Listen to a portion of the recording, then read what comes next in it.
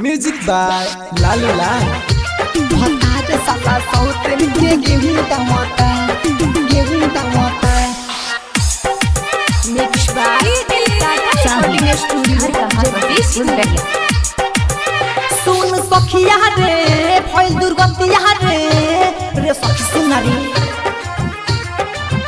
सुन सखिया रे फैल दुर्गतिया रे ओइनी ससुरा तो दूसरा के सुख बटता भातार साला सौतन के गेहूं टमाटा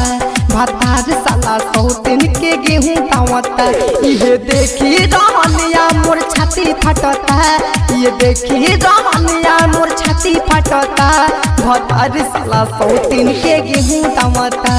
भातार साला सौतन के गेहूं टमाटा। Mix by Tata recording studio Jagdishpur.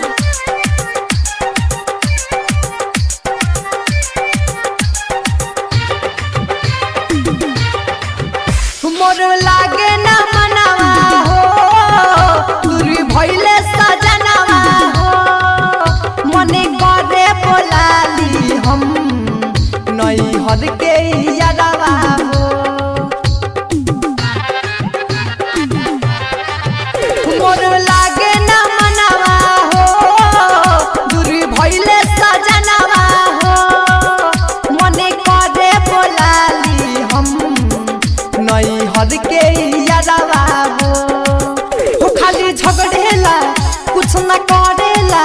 जाके दूसरा के धन पड़ू चानी कटोता भातार साला सौतन के गेहूं दामता भातार साला सौतन के गेहूं दामता ये देखी रहनिया मोर छाती फटता ये देखी रहनिया मोर छाती फटता भातार साला सौतन के गेहूं दामता भातार साला सौतन के गेहूं दामता। मिक्स बाय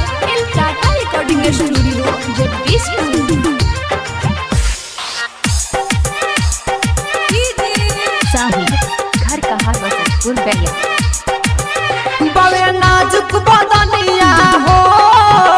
हवे सोमा के उमरिया हो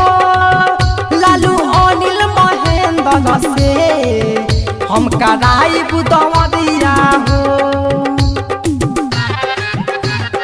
रे सखी बवे नाजुक बदनिया हो हवे सोमा के उमरिया हो लालू राकेश सतेंद्र से हम कराई बुदवरिया हो रजन बोला है बोझा सब खोला है घर के काम लहुरायन के तू देवर करता भातार साला सौतन के गेहूं दामता भातार साला सौतन के गेहूं दामता ये देखी रहनिया मोर छाती फटता ये देखी रहनिया मोर छाती फटता भातार साला सौतन के गेहूं दामता।